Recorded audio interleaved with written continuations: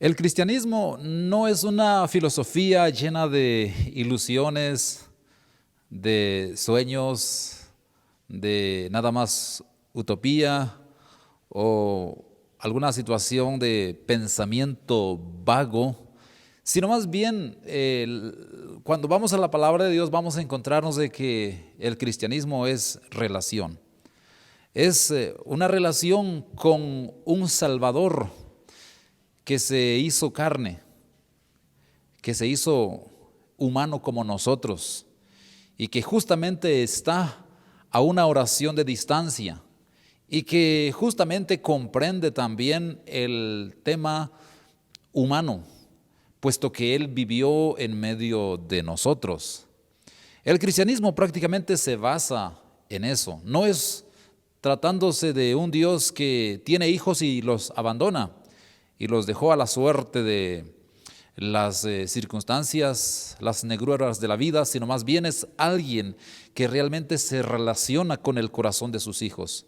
Siempre lo he dicho, Dios no es un padre abandónico, no es como aquel padre que solamente engendra y que se aleja de sus hijos, sino más bien es alguien que cuida, es alguien que cubre, es alguien que protege. Incluso en el Antiguo Testamento nosotros podemos ver la experiencia que Dios tiene con sus hijos, con aquellos que confían plenamente en Él. Podemos ver en el Antiguo Testamento muchos cuadros ilustrativos del corazón pastoral que Dios tiene. ¿Para qué? Para que el hombre no se sienta sumido en el tema de la depresión. Y por eso es que justamente hoy quiero hablarles sobre este asunto, sobre la depresión y la forma de cómo Dios activa un tratamiento especial, la depresión y la terapia de Dios. Y estos días seguramente que han sido muy complicados, puesto de que de todo hay, realmente. Y nos sentimos nosotros sumidos justamente en alguna encrucijada o en algún callejón sin salida, al punto de que nosotros vivimos, y hay gente hoy día que vive en momentos de encierro, momentos de prácticamente hacer nada, y sienten de que la vida se les va. Y no es, extraño de que las personas hoy día se sientan así. Por la misma razón de que en el Antiguo Testamento nosotros encontramos un cuadro muy similar, es algo típico a lo que nosotros vivimos hoy. Y yo quiero hoy que tratemos de ver sobre el caso de la vida de Elías. Elías es uno de estos ejemplos. ¿Quién no sabe acerca de la vida de Elías? ¿A qué lo relacionamos? Seguramente lo relacionamos a grandes hazañas, a grandes proezas. Por supuesto que Elías fue así. Él fue un líder. Él fue un líder heroico, fue alguien que se enfrentó con el mismo rey Acab y con la malvada Jezabel. Fue uno de esos profetas que sin duda alguna podemos nosotros darle un calificativo de ser muy grande en la historia del cristianismo, en la historia de todos los hombres que Dios usó en su tiempo, pero también fue un hombre de gran humildad. Fue un hombre que tuvo aciertos, tuvo también fracasos, tuvo momentos en los cuales se sintió solo, parado en la brecha de la vida. Y recordemos que él fue simplemente un hombre. Eso fue Elías.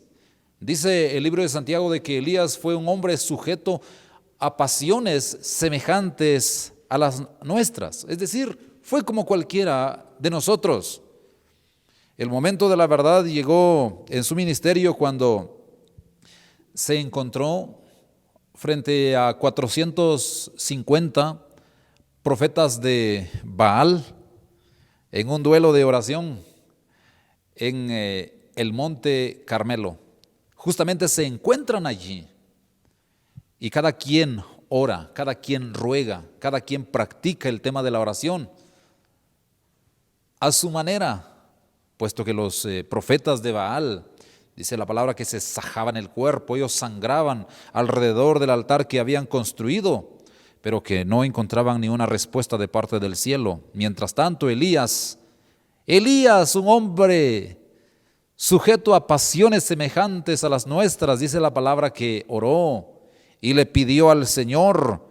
Y saben una cosa, fue allí en donde él llevó a cabo una gran hazaña, algo realmente milagroso, algo que sin duda alguna se repetiría después, solo que en este caso y en este sentido fue lo que marcó la vida de Elías, porque Elías sale de quién sabe dónde.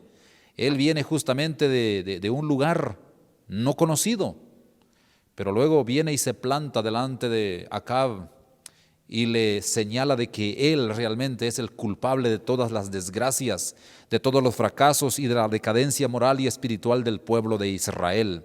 Y entonces fue cuando justamente se traba prácticamente esa batalla espiritual, esa guerra espiritual entre Elías y los profetas de Baal. Pero sabe una cosa, Dios siempre honra a sus hijos. Dios siempre honra a aquellos que confían en Él. ¿Sabe por qué? Porque Elías triunfó. Y los profetas de Baal prácticamente fracasaron. Elías reivindicó el nombre de Dios sobre el pueblo de Israel. Él prácticamente se dio a conocer como un profeta del Señor y vivió prácticamente en ese día, él vivió su mayor triunfo.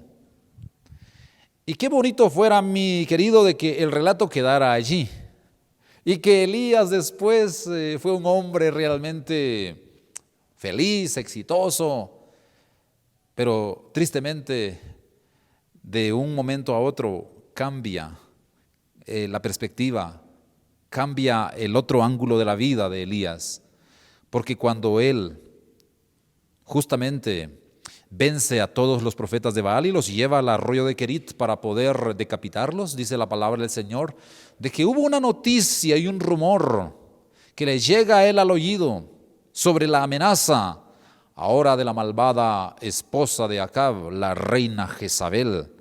Y es que aquí es cuando las cosas empiezan a complicarse.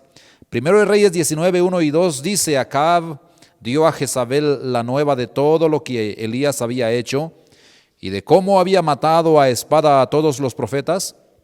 Entonces envió Jezabel a Elías un mensajero diciendo: así me hagan los dioses y aún me añadan, si mañana a estas horas no he puesto tu persona como la de uno de ellos. Después de su gran éxito, después de esa gran hazaña, saben mis queridos, Elías, exhausto, cansado, agotado, cayó en una profunda depresión. Y no es de sorprenderse, mi querido, que en este momento de la vida de Elías, el gran profeta haya tocado fondo y se haya sentido realmente devastado por las palabras de una mujer malvada, amenazándole de muerte, puesto que él realmente había hecho una gran hazaña y él se hubiese mantenido pues en la posición de ser un hombre respaldado por el Señor. Pero ¿qué pasa, mis queridos? ¿Qué pasa? Elías siente esta noticia, la noticia más devastadora.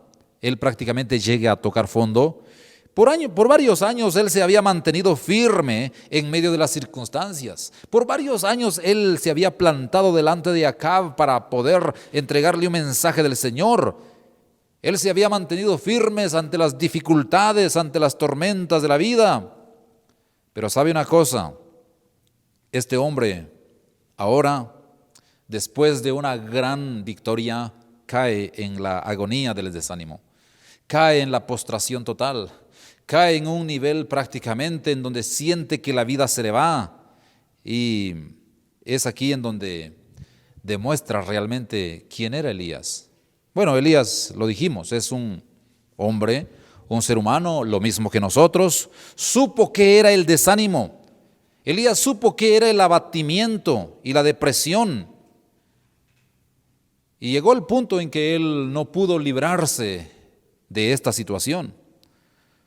Puesto que es así, mis queridos, pues no debe alarmarnos que se asustara, porque sí salió huyendo. Elías prácticamente tuvo que huir para salvar su vida a un lugar que se llama Beerseba.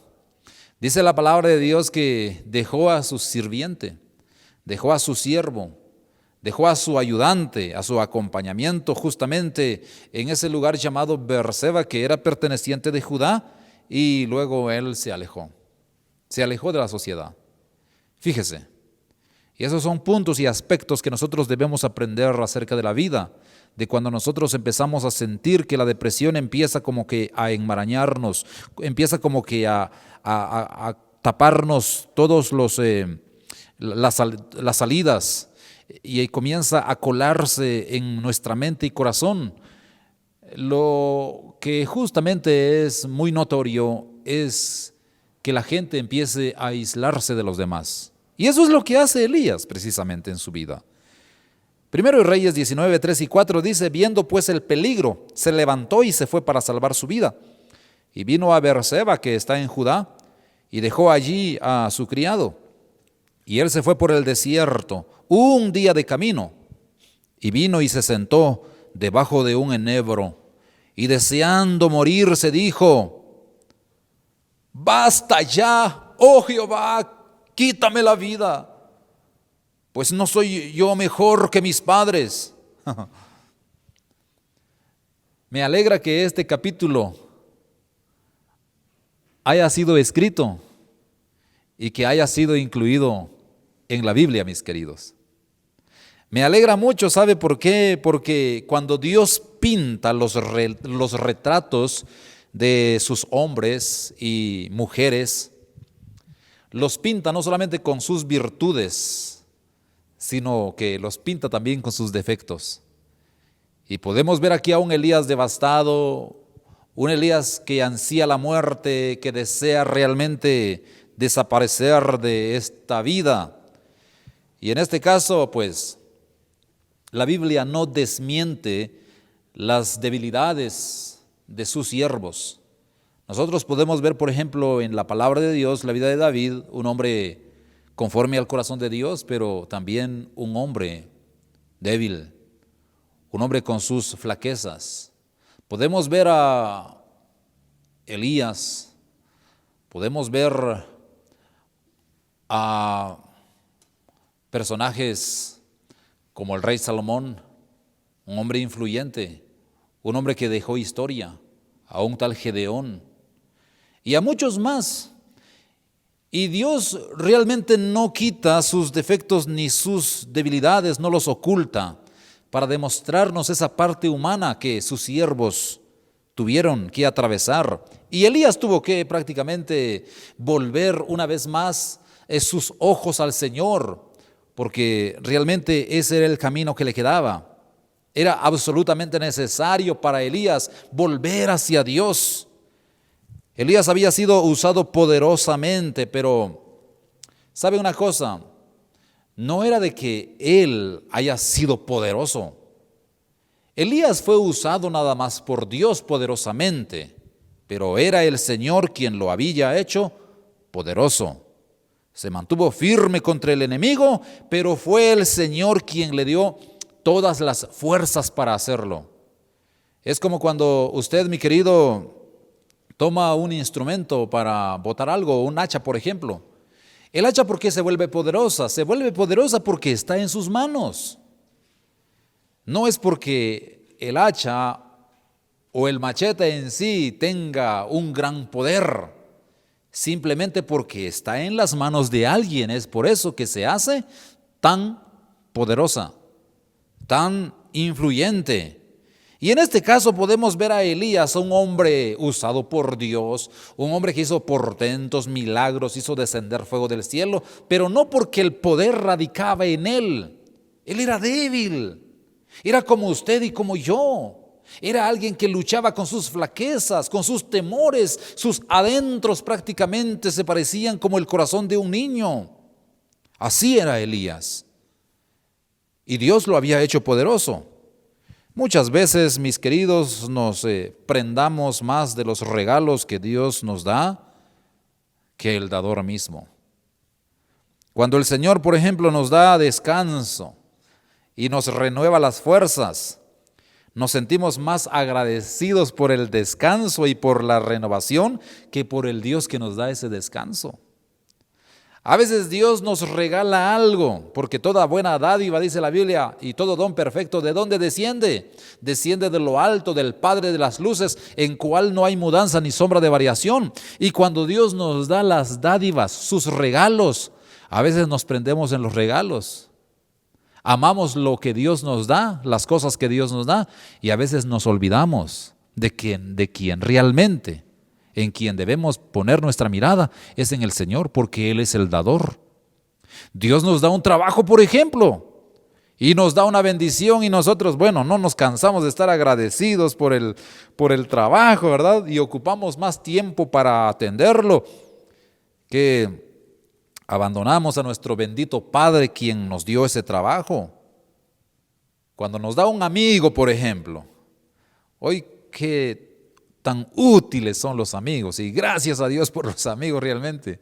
Cuando Dios nos da un amigo, nos absorbe esa amistad y nos ocupamos tanto de ese amigo que nos olvidamos que fue nuestro Dios quien nos lo dio. Qué fácil es conectarse en las cosas equivocadas. Qué fácil es perder de vista al Señor cuando nosotros somos bendecidos. Y no olvidemos eso, mis queridos. Y yo creo de que esa parte fue la que afectó la vida de Elías. ¿Sabe por qué? Porque él se fijó más bien en lo que recibió, no en quién se lo dio. Elías tuvo miedo de las amenazas de Jezabel, el gran profeta de Dios. Este hombre de Dios se acurruca solo, triste, desesperado, en la cueva. Pide morir. Él siente que la vida prácticamente se le va y trata de sumergir en el sueño lo que queda de su miserable existencia. Se encierra prácticamente. Ahora, ¿sabe usted por qué, mi hermano?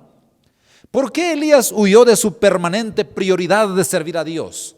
¿Por qué Elías, en lugar de aferrarse a aquel Dios que había permitido que hiciera grandes cosas y grandes milagros, y en lugar de aferrarse a él, se escondió temeroso bajo la sombra de ese solitario árbol, en lo más recóndito del desierto, en la soledad, en donde nadie lo conociera, en donde nadie realmente pudiera de alguna manera interactuar con él?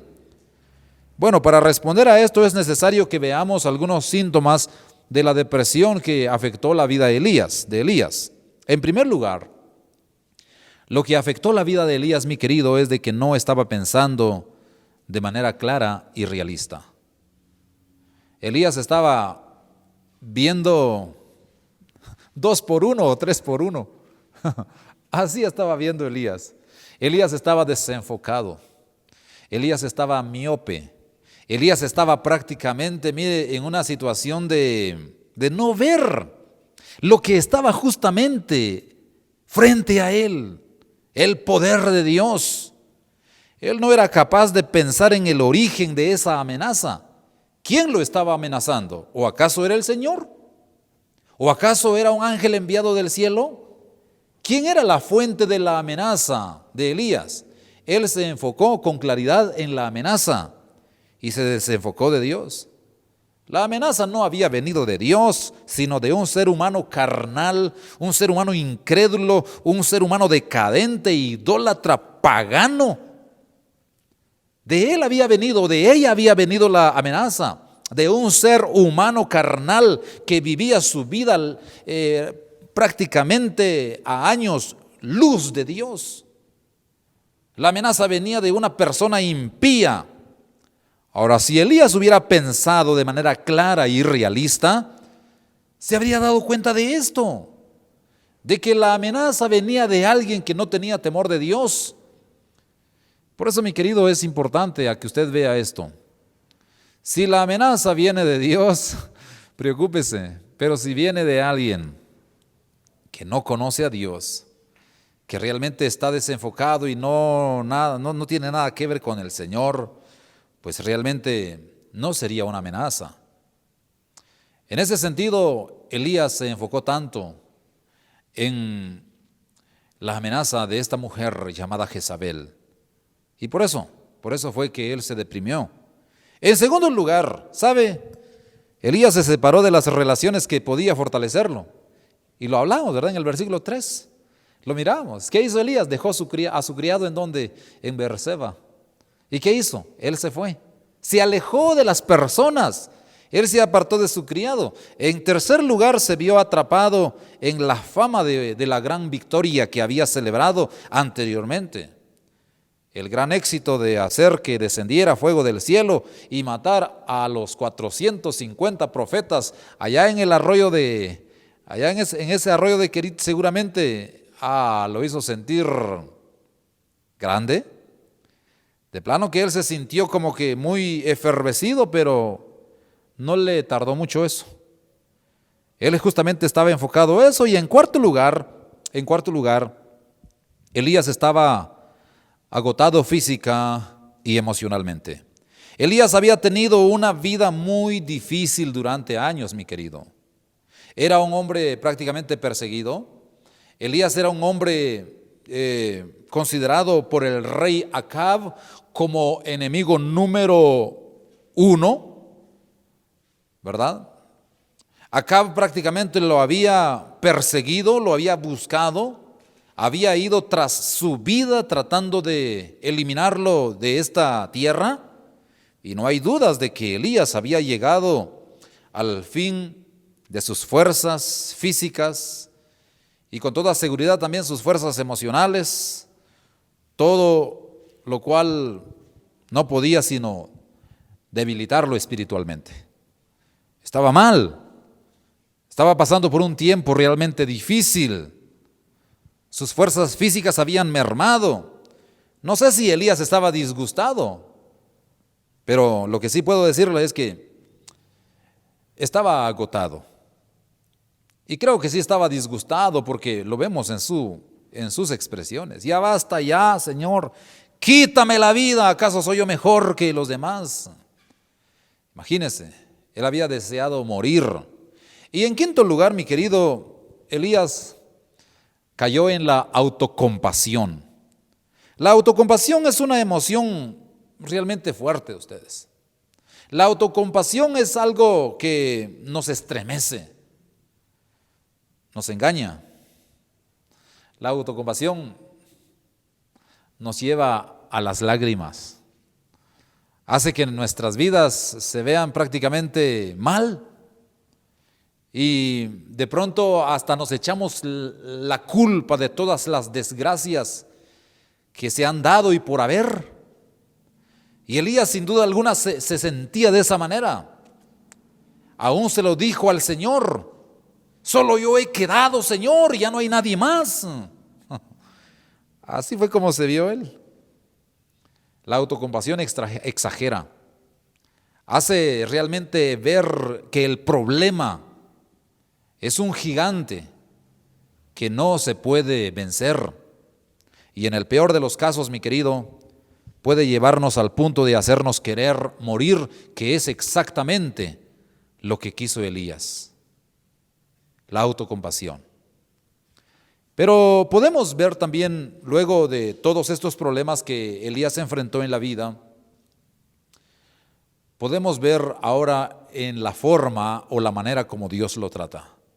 Y en ese sentido, yo quiero que camine conmigo y que escuche esta otra parte, porque ya vimos el problema. Ya vimos todo lo que realmente rodeó la vida de Elías para él hacerse sentir desdichado, alguien que, era perseguido y hasta cierto punto el problema de la sociedad, alguien que ya no deseaba vivir, pero después de todo Dios empieza entonces a levantarlo una vez más. Y en este punto quiero que vea la terapia de Dios, cómo Dios trata con este hombre. Dios tuvo un encuentro, miren, un encuentro tan lindo con su siervo. Dios tuvo uno de esos encuentros que a uno realmente lo sorprende. ¿Sabe por qué?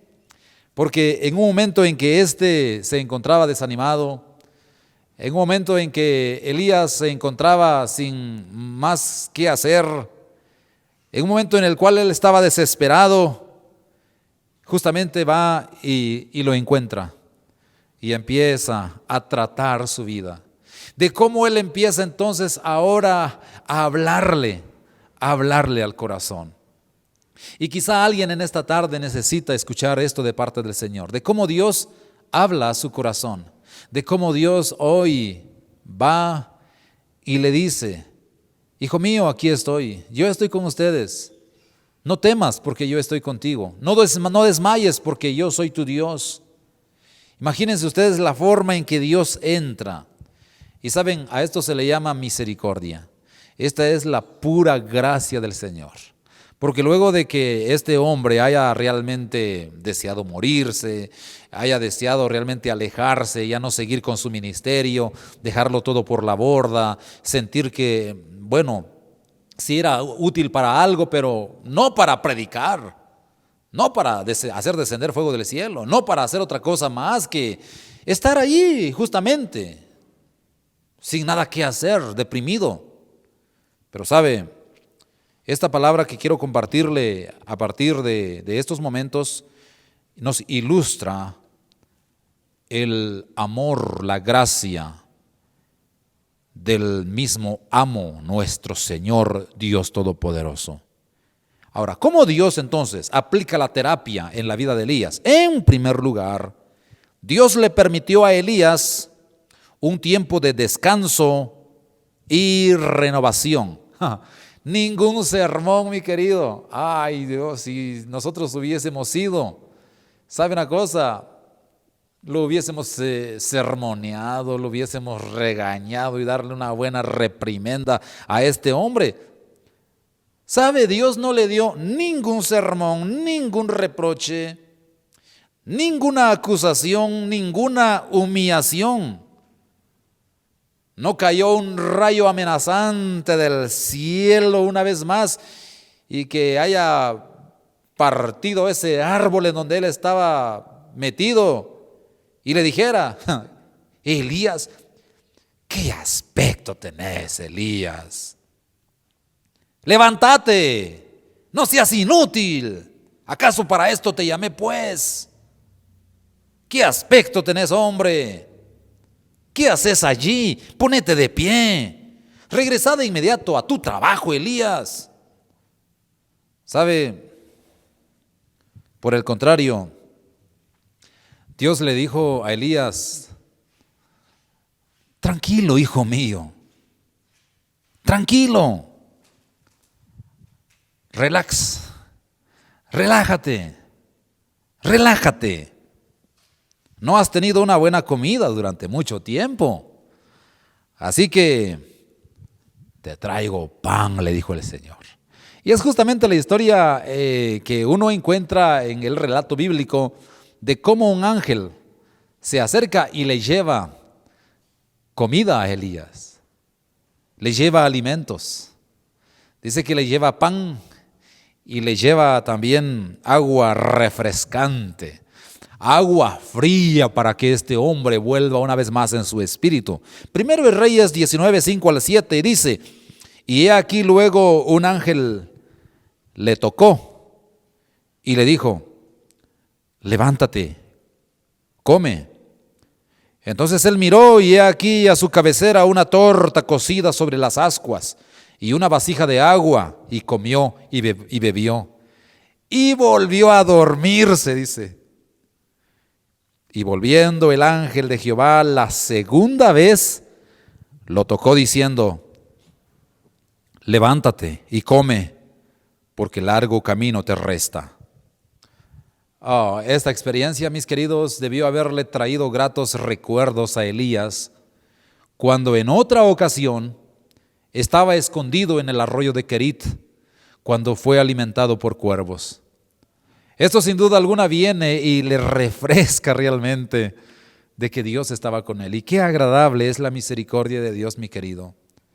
Quizá usted está sumido en el tema de la depresión y siente como que los ojos de las personas están puestas sobre usted y que las circunstancias hoy no le son favorables, y siente que realmente eso ha pesado sobre su vida, ha perdido el gozo de la vida, el gozo de vivir, sus días han sido realmente nublados, y no es porque realmente estén nublados porque hay algún fenómeno natural. Muchos tienen días claros, pero sienten de que la vida se les ha nublado completamente. Muchos que se sienten solos a pesar de que están acompañados de tanta gente.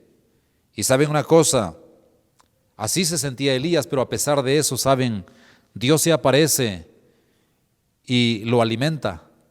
Y me llama mucho la atención porque el ángel no lo regaña, más bien le dice, levántate, come, 2 palabras. 2 cosas que seguramente a nosotros nos gusta. ¿A quién no le gusta comer? A todos.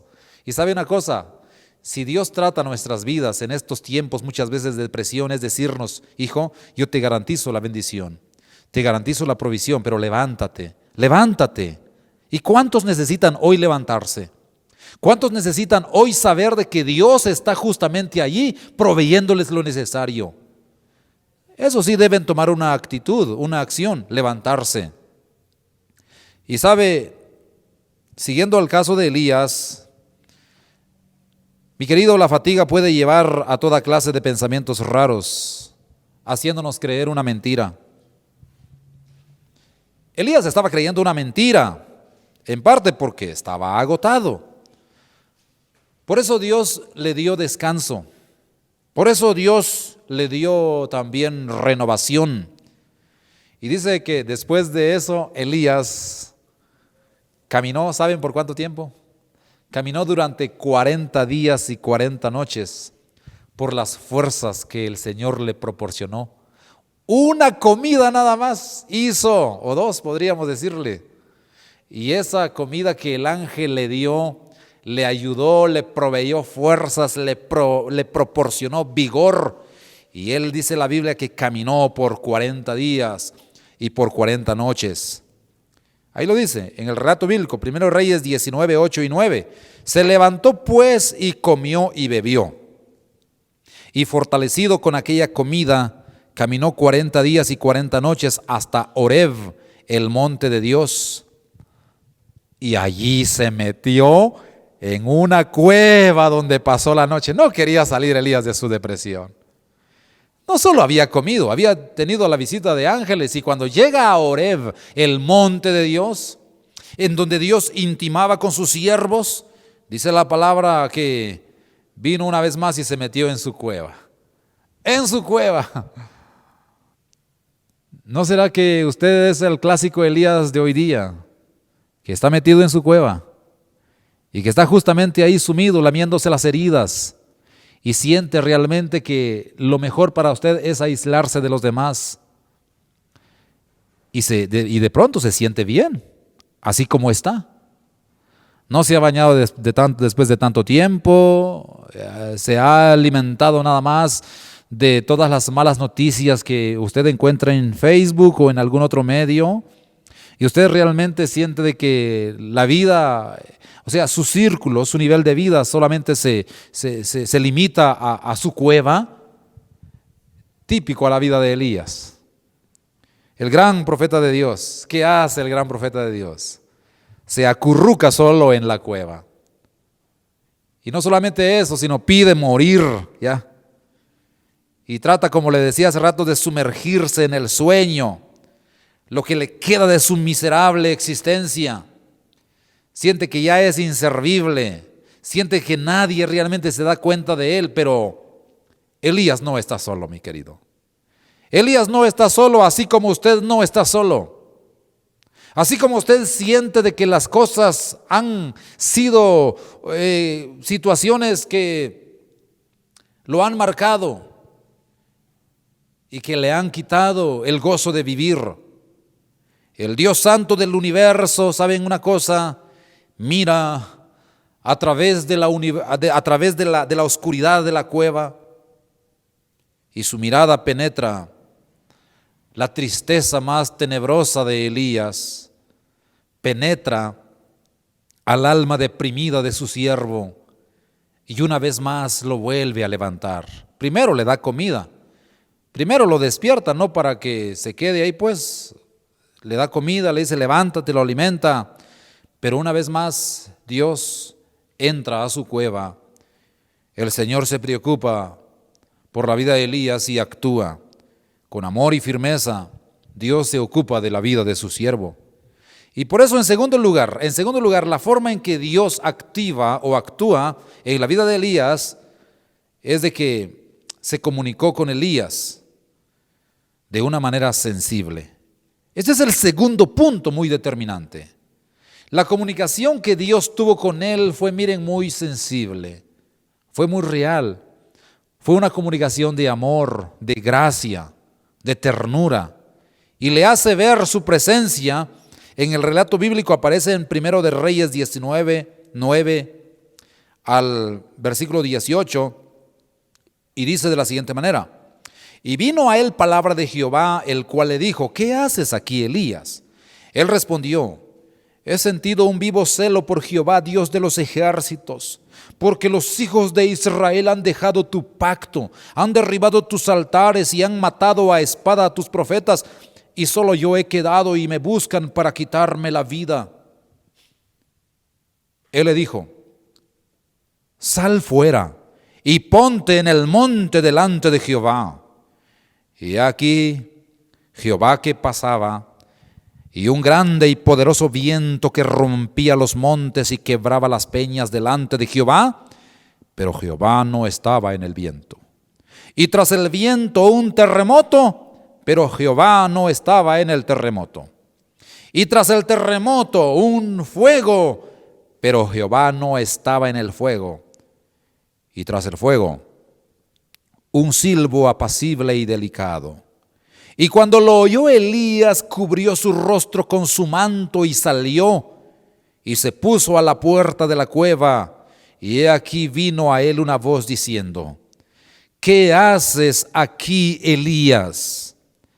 Él respondiendo: he sentido un vivo celo por Jehová, Dios de los ejércitos, porque los hijos de Israel han dejado tu pacto, han derribado tus altares y han matado a espada a tus profetas, y solo yo he quedado y me buscan para quitarme la vida. Y le dijo Jehová: ve, vuélvete por tu camino, por el desierto de Damasco, y llegarás y ungirás a Hazael por rey de Siria. A Jehú hijo de Nimsi ungirás por rey sobre Israel, y a Eliseo hijo de Safat de Abed-mehola ungirás para que sea profeta en tu lugar, y el que escapare de la espada de Hazael, Jehú lo matará, y el que escapare de la espada de Jehú, Eliseo lo matará. Y yo haré que queden en Israel 7,000 cuyas rodillas no se doblaron ante Baal y cuyas bocas no lo besaron. ¿Qué le dijo el Señor? Elías, levántate, levántate, Elías. Sal de la cueva. Esa es la orden que Dios le da a Elías. Sal de la cueva. ¿Cuántos hoy necesitan escuchar esto de parte del Señor? Salgan de la cueva. En ese encierro realmente no hay nada. Solo hay oscuridad, solo hay depresiones, solo hay tristezas. Ahí hay mucha oscuridad, le dice Dios. Ahí hay mucha oscuridad, Elías. Sal, párate a la luz. Ponte de pie sobre la montaña. Ponte de pie delante de mí, Elías. Ese es un lugar donde vas a recibir confianza. Elías, olvida lo que te dijo Jezabel. Olvídate que de pronto sientes que las amenazas están justamente a la vuelta de la esquina. Yo quiero que pongas tus ojos en mí, Elías. Eso le dice el Señor. Lo anima, lo revive, le da nuevas fuerzas. Mi querido, la presencia de Dios, dice la palabra, que no estuvo en el viento, ni en el terremoto, ni en el fuego. Su voz vino a Elías de una suave brisa. Esos agradables y apacibles murmullos fueron como imanes invisibles arrastrados por el viento que sacaron a Elías de la cueva. Esa voz apacible y sublime, ese silbo, hizo entonces que Elías se levantara y saliera realmente de la cueva de donde estaba. ¿Ve lo que hizo Dios? ¿Se da cuenta cómo Dios trata a su hijo, cómo Dios trata a su siervo? Sacó a Elías de la cueva, de la autocompasión, de la autoconmiseración y la depresión. Y una vez que Elías estuvo fuera de la cueva, Dios le preguntó de nuevo: ¿qué haces aquí, Elías? ¿Qué haces aquí? ¿Este es el sitio que te asigné, Elías, o es el lugar donde realmente debes estar? No, Elías, tienes mucho que hacer todavía. Tienes un trabajo, tendrás que ungir reyes. Tendrás una comisión y una asignación especial.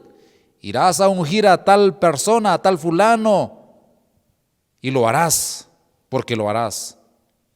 Y tendrás que conseguirte a un sirviente, a Eliseo.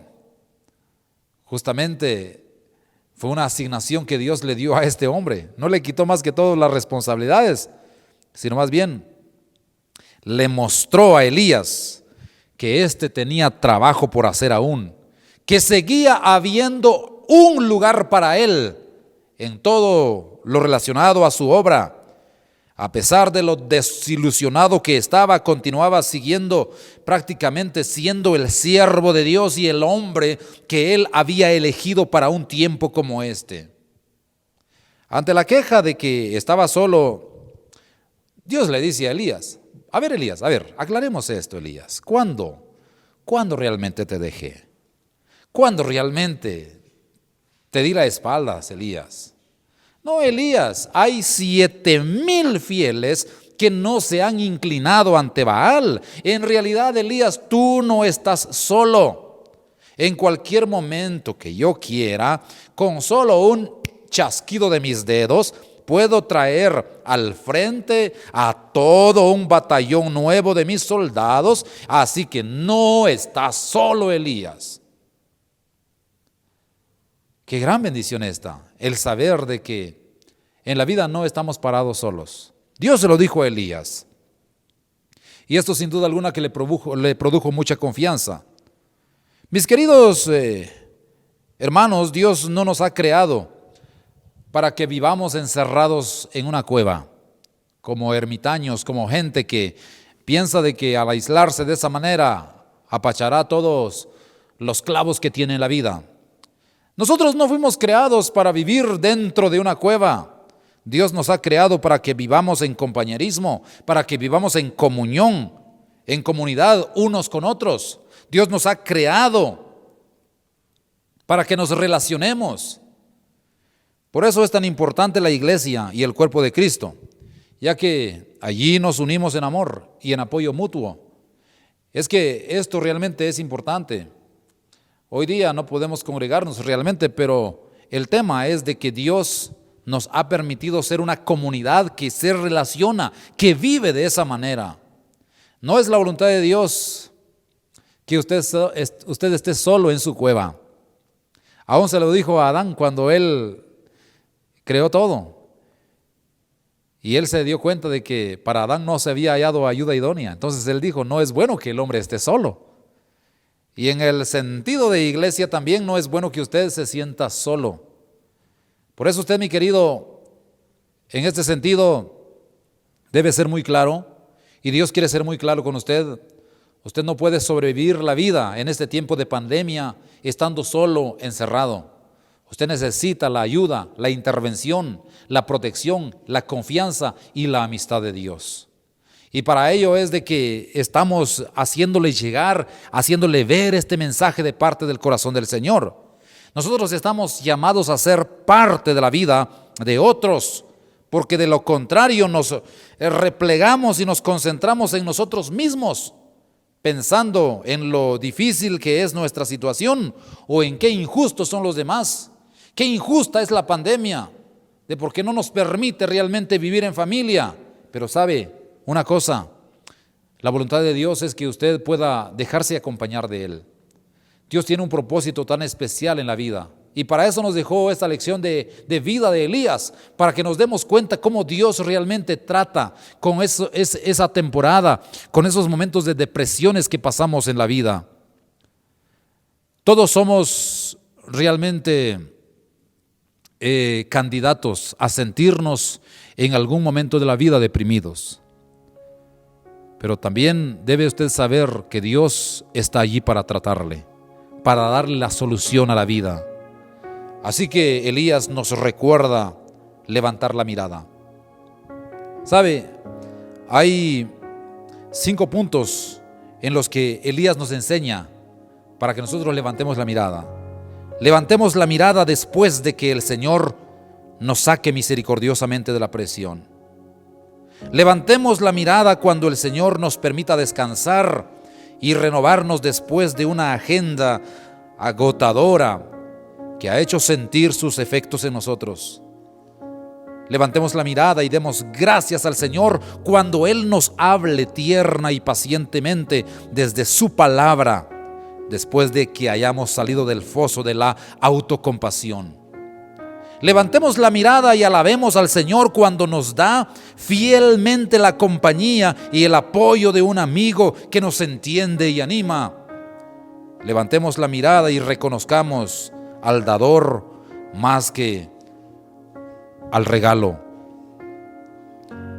Así que con confianza digamos al Señor, gracias, porque contamos con tu cercanía.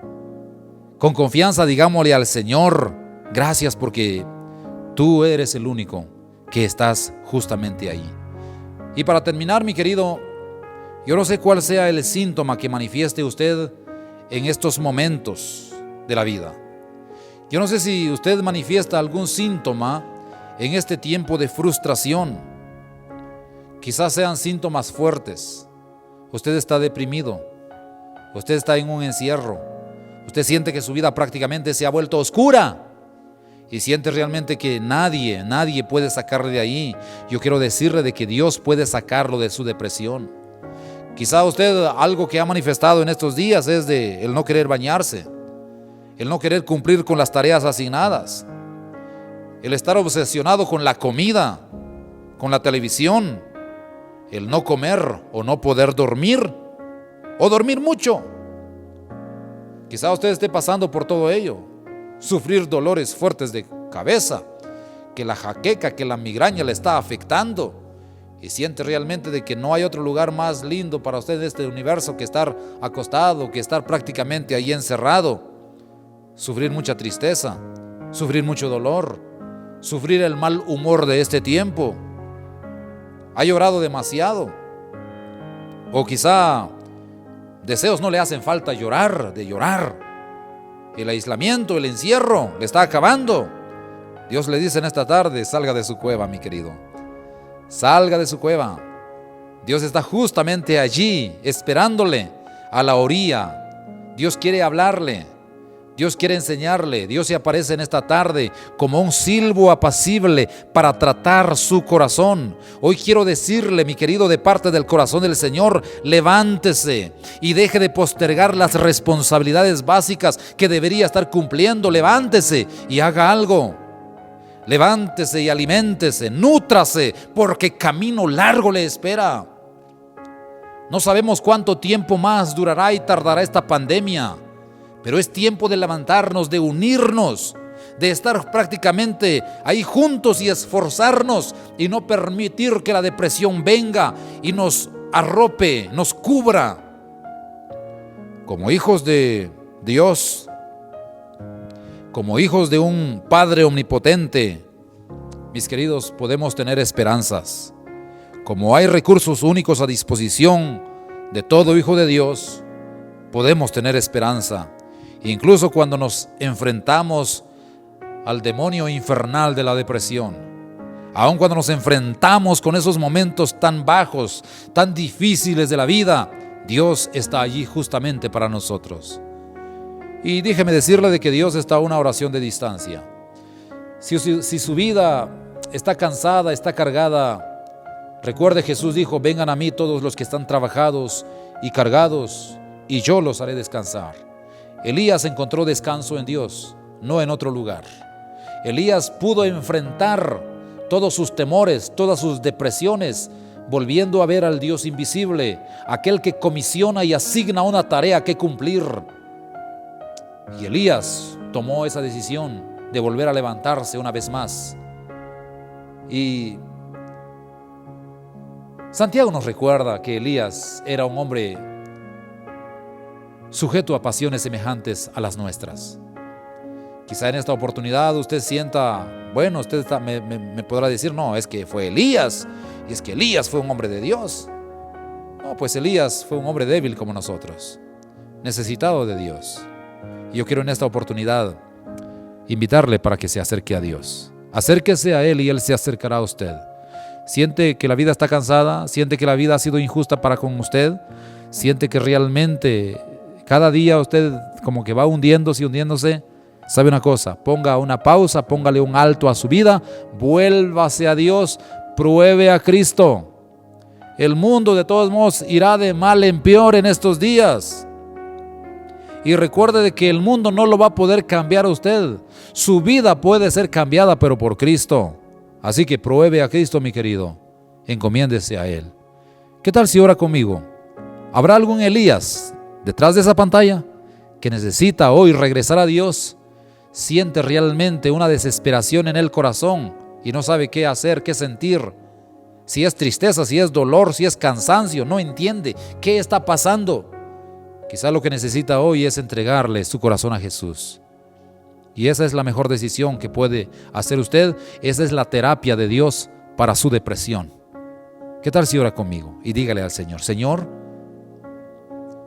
en esta hora reconozco que en mi corazón hay una carga, hay un dolor, hay una tristeza profunda. Y no tengo otra dirección más que acudir sino solo a ti. Vuelvo a ti con todo mi corazón y te pido por favor para que me saques de esa cueva. Alumbra por favor, que la presencia bendita de Cristo alumbre ese sitio, esa cueva en donde estoy refundido.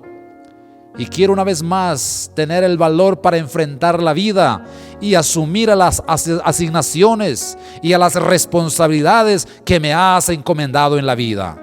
Me reconcilio contigo y declaro que la sangre de Cristo Jesús tiene poder para limpiarme de todo pecado y de toda maldad.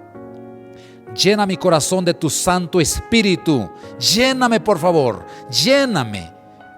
Y gracias, Señor, porque sé que tú estás conmigo y que tú nunca me dejarás ni me desampararás. Gracias, gracias, en el nombre de Cristo Jesús, mi Señor. Amén y amén. Amén.